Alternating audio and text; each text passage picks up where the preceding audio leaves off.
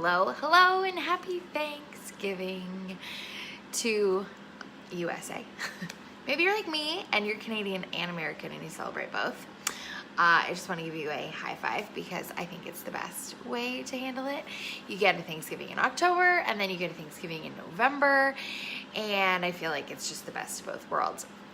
Funny story, I'm actually not a big fan of Thanksgiving dinner at all. I find it to be kind of dry. I don't know, just not my jam. There's not like a ton of it that I'm like, oh man, I cannot wait to have that blank blank. But I know a lot of people are. So cheers to all of you that are really excited to eat your faces off today. I have to make sweet potato casserole, and I've never made sweet potato casserole because I don't even really like sweet potato casserole. But that's okay. I'm gonna try it and see, maybe it'll be the best thing I've ever had. Good morning, Jennifer. Are you a worker outer on a holiday? Number one, just a fun question. I personally think that a workout on a holiday should be like extra, like it should be something you absolutely make the time for, because I feel like it makes the holiday just that much more enjoyable. But that's just my personal opinion. I think it helps you like with the endorphins, and like if you have like weird stress in your family, or if you have, I don't know, if it's just challenging by any means, I think that it's just that extra little like blip to help you kind of feel better about all the things. So I hope that you will get that workout in if you are still planning on it. It's only 6:15, which means it's only 9:15 most other areas. Not most other areas, that makes zero sense. Anyway, now what I want to talk about, because it's Thanksgiving, and I think thankfulness is something that we have to teach and be, and we have to almost sometimes fake ourselves out. I think that it's just it's a trait in ourselves that we actually have to practice. And I don't think it's something that comes naturally. I think it's so much easier to fester on the bad stuff and feel like you're deserved or you're owed or you're whatever. And I learned this recently. I feel like children teach this to you very quickly because they do not know thankfulness. That is something 100% they either learn from you or they have to be taught. And then this morning I was reading my devotional, and the very first thing it said, it's like, when you open your eyes, what is your first thought? Do you think, man, this sucks, it's 5 a.m.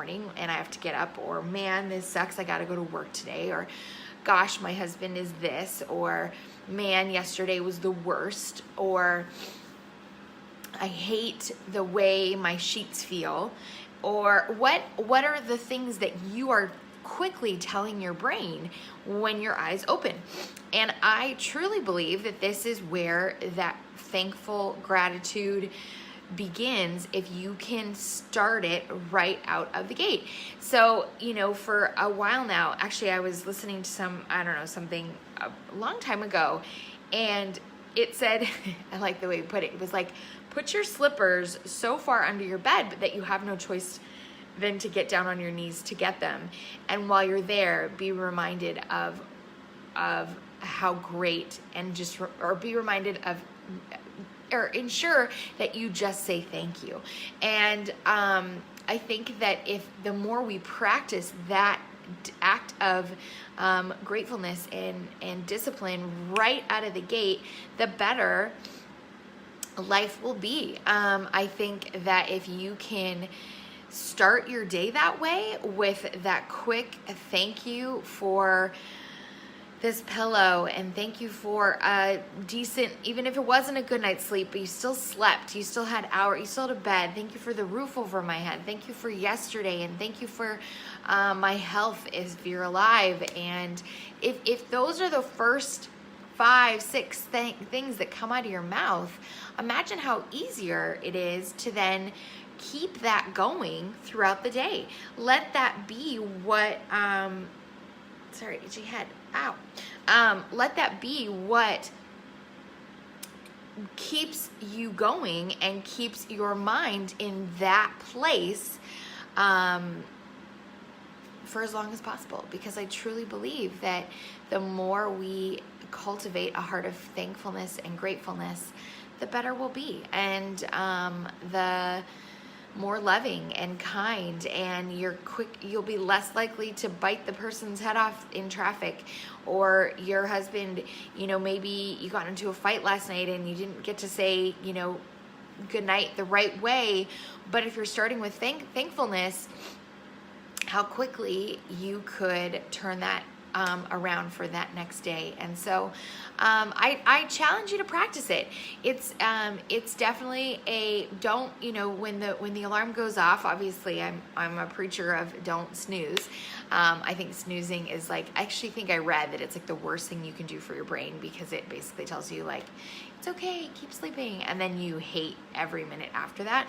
So after not snoozing, don't make your phone the first thing you look at. Don't spend some time just being thankful and thinking about the day you want to have, and cultivating who you want to be, and imagining what kind of what's the energy you want to put out. And yeah, your kids are going to yell at you right out of the gate, and maybe your husband's a jerk and he says something mean too, but you control you. And I think that if we can do more of that this world would be legit a happier place. So that's all I got for you this morning on this thankful day. I hope that you will try it.